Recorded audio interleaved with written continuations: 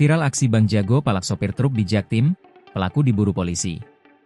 Beredar di media sosial sebuah video yang memperlihatkan aksi dugaan pemalakan sopir truk di wilayah Cakung, Jakarta Timur beredar di media sosial.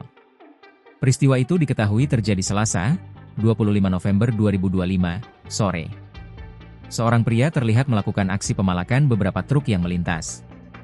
Tampak pria tersebut mengenakan kemeja dan mengenakan topi.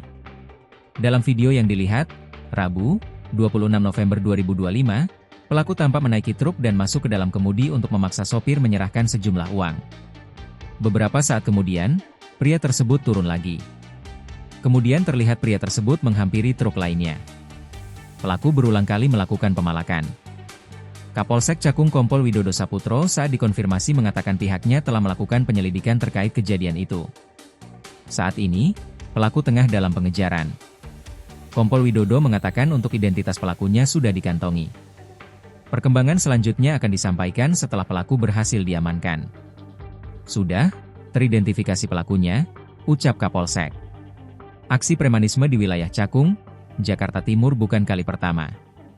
Pada Sabtu Juli 2025 sempat terjadi pemalakan terhadap sopir truk.